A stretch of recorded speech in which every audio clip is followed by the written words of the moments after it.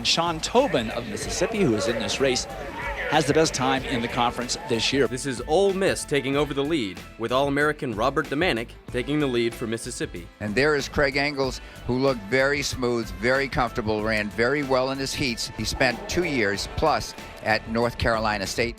I wouldn't really say we have like a designated team leader. Collectively, there's a bunch of people on the team who step up when they need to. It's like an episode of, Jersey Shore. Every person brings their own personality to it. We all just try to be ourselves. We don't try to change who we are. We're just a goofy bunch of individuals, and we just try to have the most fun we can while we're doing it, because running's not always like the funnest thing to do. It's a lot of hard work, and so anything we can do just to, kind of get our mind off of it and just enjoy ourselves is nice. Sean.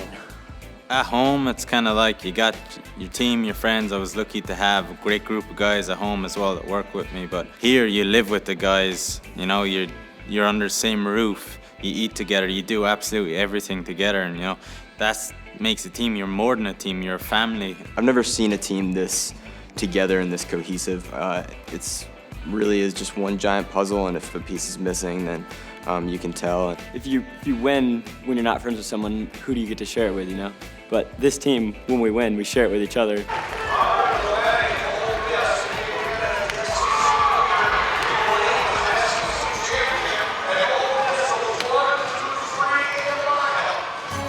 As the Rebels began their rise, producing some of the best results in school history, assistant coach Ryan Van Hoy remained the consistent voice and active leader that resonates with his student athletes.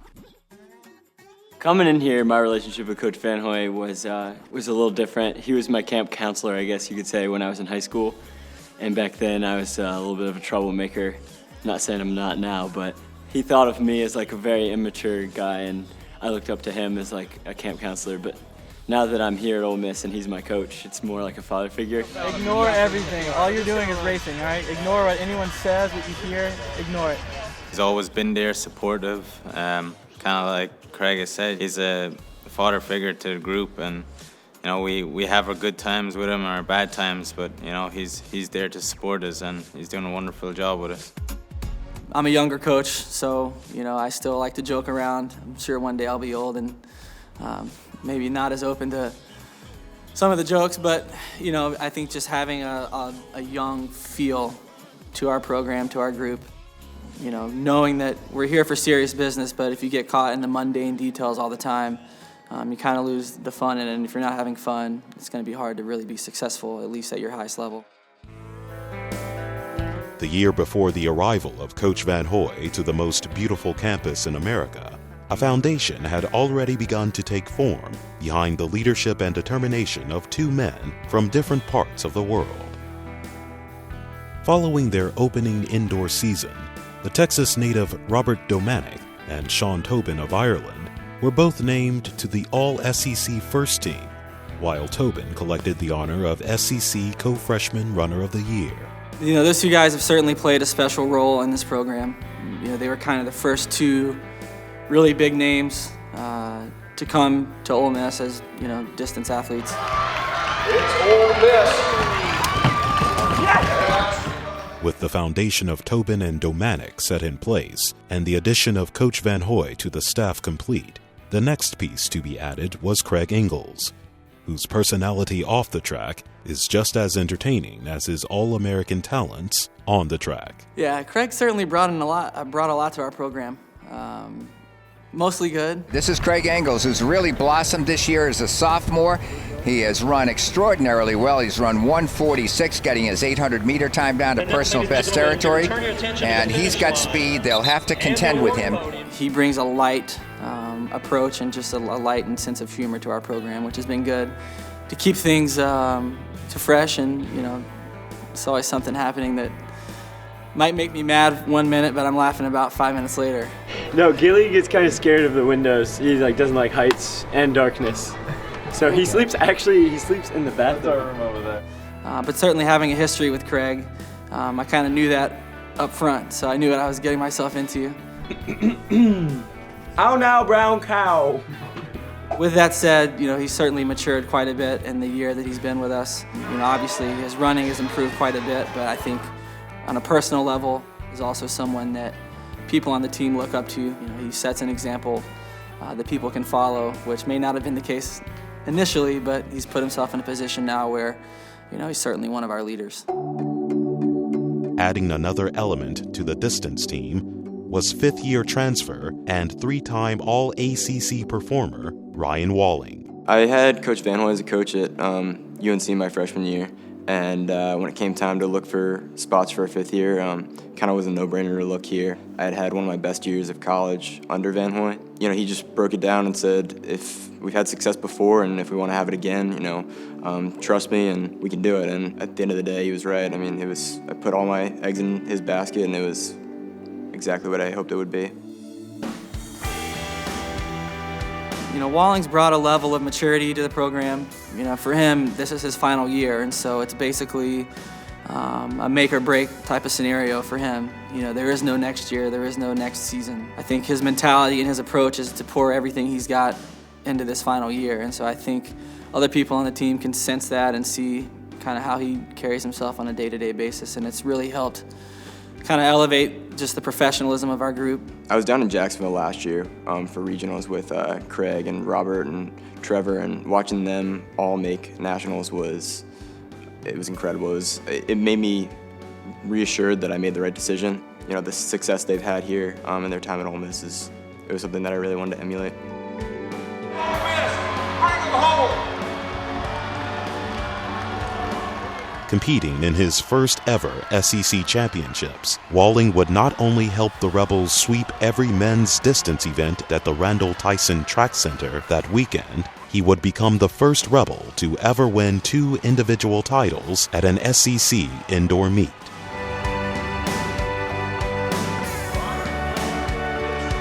With yesterday's victory in the 5K, Ryan Walling of Ole Miss completes the sweep with another victory in the 3K.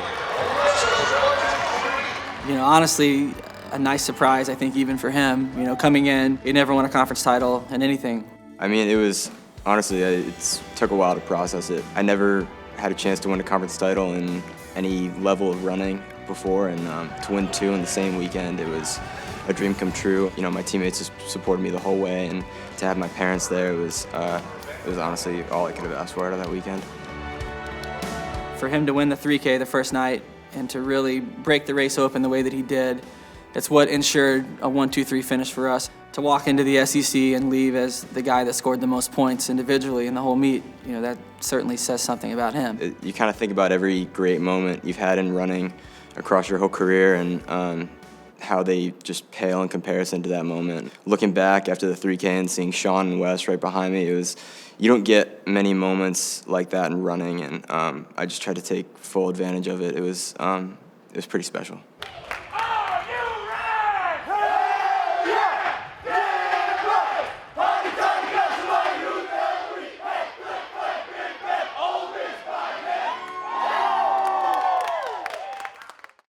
At the 2014 SEC Indoor Championships, Domanic and Tobin, along with Will Spires and Montez Griffin, would help capture the first DMR championship in school history, but certainly not the last.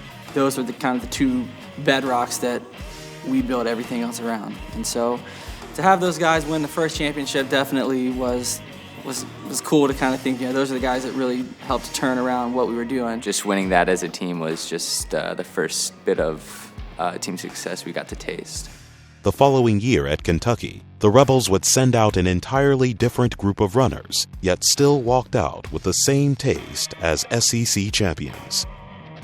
When I came here, I knew that we had won last year, and at SECs, I was looking around, and all the fans are ready for this event. They're all in the infield and outfield, and it's like a tunnel you're running through. When I got the baton, it was just I have to keep the school history going so we could get 2 in a row. Yeah, the DMR is something that we take a lot of pride in here. Kind of just happened by chance. Our first year all together, won the SEC, and I think since then, it's just kind of been our expectation every year is to end the meet with a victory. Entering with back-to-back titles, the Rebs would complete the three-peat behind a strong performance from a wide range of distance runners. Being in Arkansas, it's kind of like historical. They've won all these national championships, SEC championships through distance.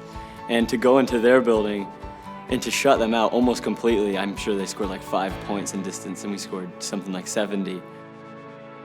And there are 3 or 4 people, I think, in this race who could win. They've got the finishing kicks. They've got the fast 800-meter times. Who is going to be patient? Who's going to make a move at the right time is the big question here. When you show up in the building that you're here to compete, you're not going to make it easy for anybody else. That they're really going to have to lay everything they have out on the line to beat us. The DMR is our event, so when we come into that building, people look to us, and they're scared of us, and that feels good, you know? And with 1 lap to go, it's Ole Miss out front.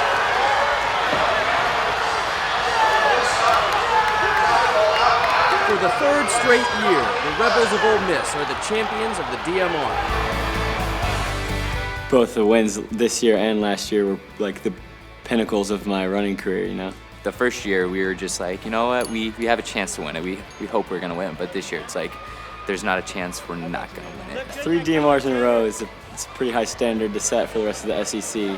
Conventionally, the SEC is not like a distance power squad, but we're changing the face of the game, you know?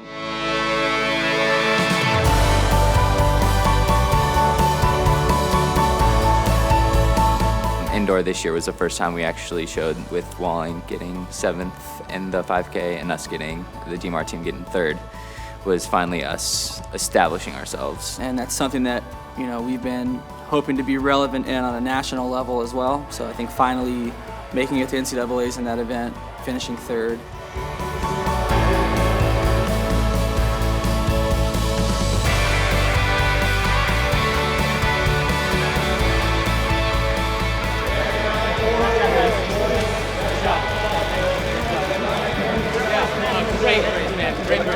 Gotta keep doing what we're doing, you know, it's working. Just gotta keep pushing hard, doing the small things right. It's not an individual team, it's, you know, it really is. Everyone works on each other's goals and everyone makes sure that everyone is there for each other.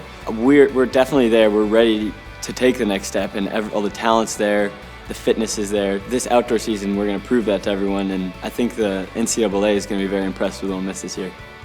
As the Ole Miss track and field program heads into their bright future, the attitude and effort of the men's distance program is looking to pave the way to a lasting legacy.